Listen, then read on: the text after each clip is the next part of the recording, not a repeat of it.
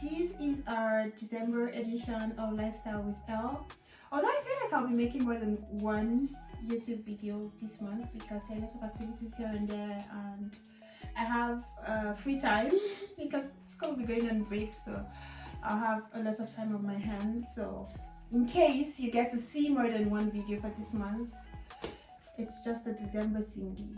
You know, it's the best time of the year and we have to make good use of it. So welcome again. If you're seeing this channel for the first time, oh my god, I'm so happy or glad that you're watching this video. Please do not forget to like, to share, and to subscribe to my channel. Today I want to talk about the complexities of navigating language barrier in a country where English isn't their first language. And I want to talk about, basically, I'm documenting my struggles. Yeah, that's what this channel is somehow about, like documenting all of the things going on, the things I hear people say, and all of that. So today, complexities. What are the issues, or what are the likely issues that people might encounter, especially immigrant students or international students who come from English-speaking countries to countries where English isn't their first language. So today, inside scoop, gather around, giving you the gist. So how have I been able to navigate that? It's not been easy, and this is the first thing I'm going to say to you guys today. If you are moving to a country where English is not the first language, I think you should have enough money for yourself, like for your upkeep, for at least 6 months. Yeah, at least 6 months. Just have that money somewhere. Make sure you have your, if it's a 2-year course, make sure you have your next semester school fees on ground before you move, because time flies by, like it comes by, like before you know it's second semester already and you're running helter-skelter. There's no money anywhere and all of that. You probably don't have a job, so I would advise people to actually plan properly, when they're coming, you know, over or migrating to some other place. So back to the topic of today. How have I been able to navigate? Oh my god.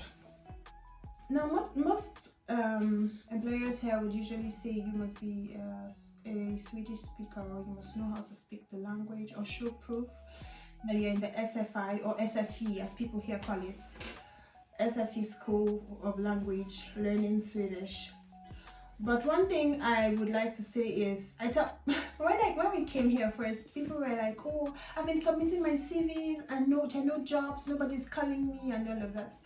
Whatever specializations you feel like you have in your home country, you know, I was a manager at the bank, I was a this and that, and most people would want to come here with those CVs and say, oh, imagine applying to be a manager in a bank in a country where they don't speak English. How are you supposed to communicate with people or your colleagues and all of that?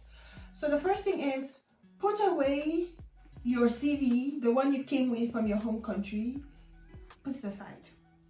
Yeah, you can pick that up after your master's program or after your doctorate or whatever. But doctorate is usually paid, but put aside your CV from wherever you're coming from, and you might have to start looking for jobs in maybe, say, restaurants, say hotels, say newspaper companies. I can't remember some of the other jobs, or warehouses, or you know, those jobs are the kind of jobs that you might get in the interim before you finish your school. For me, the first job I got was in an international school, and it's a kind of tricky one. I wouldn't really like to talk about it, but yes. So they didn't really require so much English at that time, or when I started, so it wasn't really a problem. The second job I got, it was in a hotel, and they didn't require English too, but everybody around me, they spoke. I remember the first day I walked into the dining area for staff, and one of the ladies was like, oh, where are you from, Canada? I'm like, oh, what are you saying? Like, I don't speak Swedish. And she was like, oh, where are you from? And I said Nigeria and all of that. So what has helped me also is going to the language school. I have enrolled and I finished my first course actually for the Swedish classes, because if you want to be here or if you want to be productive here, you need the language. Even if it's in bits, you need to be able, even if you can't speak, like you need to be able to understand what somebody's saying and all of that. So you need to register for the language school. So once you get in, ask people around, how do I do, because I registered the second course, I couldn't meet up with the first one. How do I register for the language programs in school? Or you register with SFE or SFI. They have SFEs in every commune in Sweden. So one other thing that has helped is picking up the language on the streets, and my ears are usually like, when I'm in the trains or when I'm walking or I'm hearing people saying one thing, I just pick it up. Oh, this person said this. Then I use Google Translate. Another thing is the church. I go to the Swedish church, so obviously there's an interpreter, but then you know that you get to pick one or two things here and there. You know, pastor is preaching, the choristers are singing, and my friend, anytime I say let's go to church, she'll be like Swedish church and all of that. But yeah, I think it helps. Well, we're already English speakers, so I don't know why I should be learning English again. So let's go to Swedish church and see how that goes. So basically, what I'm talking about today, or what I have come here to talk about today, is navigating, you know, the language barrier. Don't feel bad that you're moving from everybody here speaks English. That's one thing you need to know. Like on the streets, you get people interacting with you in English. I have Swedish friends, and when we talk in English. They don't pressure me to speak Swedish, or they don't, no, not all of those things. But when you need to get a job, you would need the language. Even tech skills now.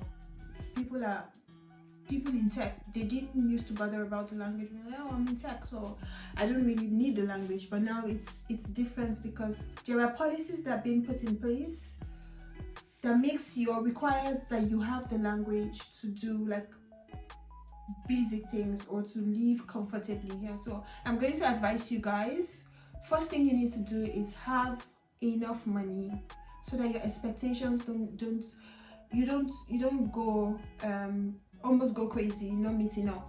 I have school fees to pay, I have my rent to pay, I have NEPA bill, NEPA is in Nigeria. I have light bills to pay, I have this to pay, I have to go grocery shopping, and there's no money and there are no jobs. It can be really, really, really, really tedious. I have been here how many months, and I have navigated, I don't know how many jobs you guys, you don't want to know how many jobs I've had to. It's not an easy process. So what I would advise is have your money on ground, plan properly, know that all this mental health talk and everything I'm giving to you guys, nobody gave it to me for free. Nobody gave it to me. So I came here with expectations that were not met, and at some point it was like, oh my God, are you sure I want to do this? Or are you sure I want to go back home? Or should I just keep chasing my dreams? But please come here with a tangible amount of money that's going to sustain you for, you know, half of the year you're going to be here, inclusive of your school fees. Then if you come and then you're not getting jobs, please don't feel bad about it. It happened to everybody. Everyone I know had this issue of the language thing and all of that. What you can do for yourself is get into the language school. Another thing you can do for yourself is refine your CV. Drop all of those your positions that you're coming with in Nigeria or in Ghana or in Cameroon or anywhere you're coming from, and then just start. They say humble beginnings or little beginnings. Start gradually, and hopefully we will all get there and we will be happy at the end of the day. Thank you guys so much for coming or talking or listening to me talk.